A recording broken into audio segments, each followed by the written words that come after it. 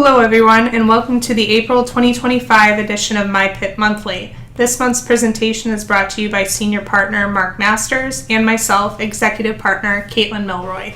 Today's topics include our usual most recent case law update. These cases include Spine Specialists of Michigan PC versus MemberSelect Insurance Company, a recent decision of the Michigan Supreme Court on April 1st, 2025. The second case law update that will be discussed is on TM Minor by Next Friend Latrice Dickens versus AAA of Michigan, which is an unpublished opinion per curiam of the Court of Appeals that was issued on March 20th, 2025. Lastly, we will focus our discussion on a trending topic in PIP litigation, and this will be on the most recent update on a case that is one to watch in our field, Auto Owners Insurance Company, AAL versus Department of Insurance and Financial Services, or DIFS, that is currently pending before the Michigan Court of Claims. First up, the spine specialist case arose from services provided to MemberSelect's insured Jeremy Woods, who was injured in a motor vehicle accident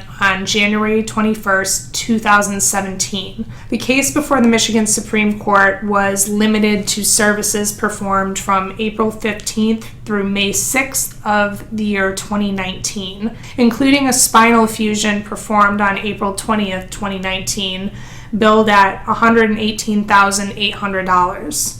Notably, Mr. Woods subsequently assigned to plaintiff his right to payment from MemberSelect. Spine Specialists had waited until the insurer formally denied its claim to initiate a lawsuit, finally filing a complaint against MemberSelect on September 21st of 2020. The first issue before the Michigan Supreme Court was which version of MCL 500.3145 applied. As you know, MCL 500.3145 is more commonly known in the no-fault world as the one-year back rule. Before its 2019 amendment, the statute provided in pertinent part an action for recovery of personal protection insurance benefits payable under this chapter for accidental bodily injury may not be commenced later than 1 year after the date of the accident causing the injury, unless written notice of injury, as provided herein, has been given to the insurer within 1 year after the accident. If the notice has been given, the action may be commenced at any time within 1 year after the most recent allowable expense has been incurred.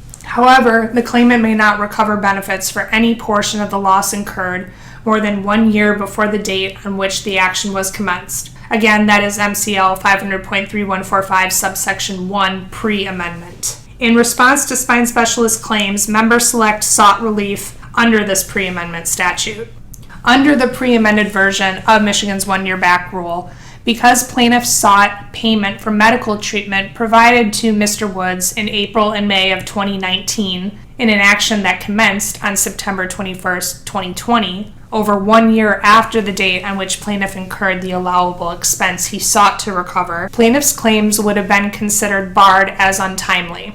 However, in an attempt to salvage its claims, plaintiff cited Michigan's enactment of 2019 PA 21, or more specifically, its provision that amended the one-year back rule, according to Michigan no-fault reform, effective June 11, 2019. The amended version of the one-year back rule allows a plaintiff to toll the strict one-year limitation. The rule now provides, in pertinent part, subsection 2, subject to subsection 3, if the notice has been given or a payment has been made, the action may be commenced at any time within 1 year after the most recent allowable expense has been incurred. However, the claimant may not recover benefits for any portion of the loss incurred more than 1 year before the date on which the action was commenced. Subsection 3, a period of limitations applicable under subsection 2 to the commencement of an action and the recovery of benefits is told from the date of a specific claim for payment of the benefits until the date the insurer formally denies the claim.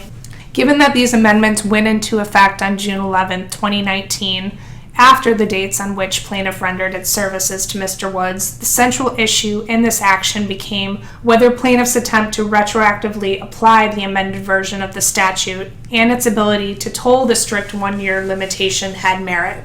The trial court ultimately granted defendants' motion for summary disposition for services rendered before that June 11, 2019 reform date, but denied it for services rendered between June 11, 2019 and August 12, 2020. The Court of Appeals affirmed the trial court's decision, reasoning that the tolling provision added to the one-year back rule in 2019 did not apply to claims that accrued before the amendment's effective date. The court held that PIP benefits accrue when the medical services are rendered, not when payment is denied. Notably, the Court of Appeals did apply the pre-amendment version in effect when the services were performed, but the issue was far from settled. In fact, a different appellate panel reached the opposite conclusion in a case published the same day as the Court of Appeals decision in Spine Specialists. See Encompass Healthcare PLC versus Citizens Insurance Company, 344 Michigan Appellate 248 from 2022,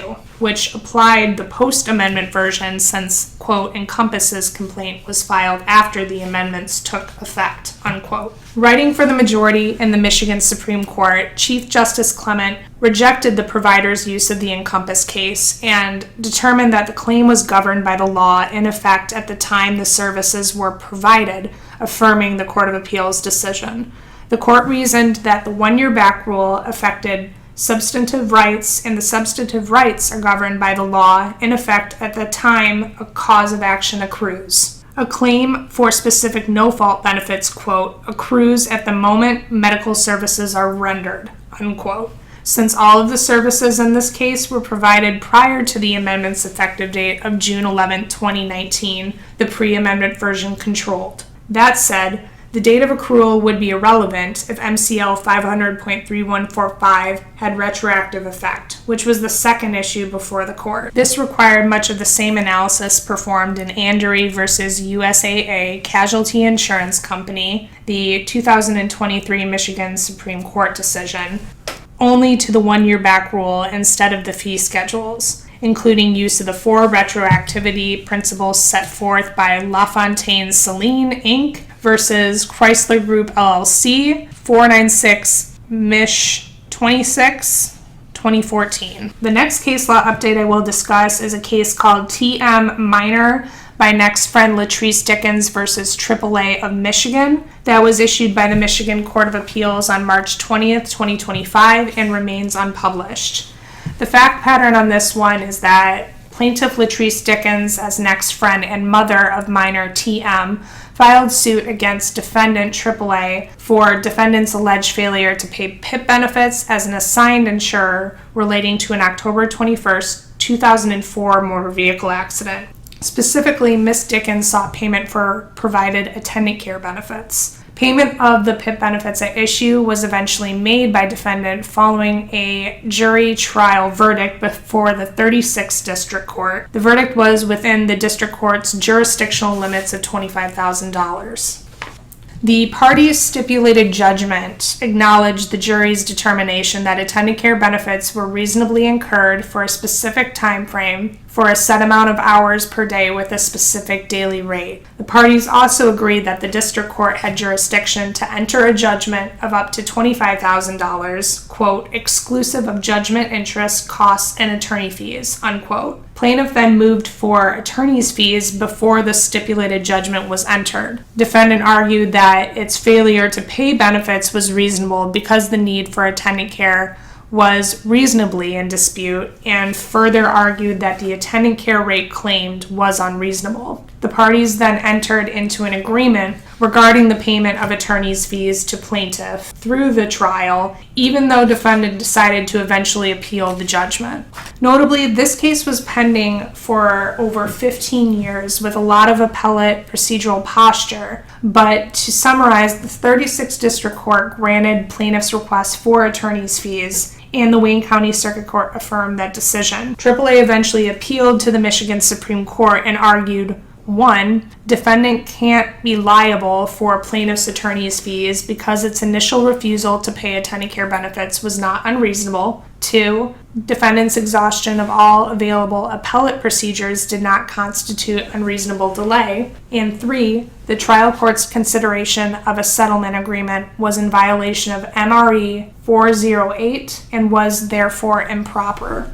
The Michigan Supreme Court found that AAA's first argument was without merit because MCL 500.3148 authorizes the imposition of attorney's fees against an insurer whose initial denial of benefits is reasonable, but whose subsequent delay in paying benefits is not. The court also found that the district court did not clearly err when it held that defendant's delay in the payment of benefits was unreasonable. Lastly, the court agreed with defendant that the settlement agreement should not have been considered by the trial court, but that such error was harmless. The Michigan Supreme Court ultimately affirmed the judgment of the district court accordingly.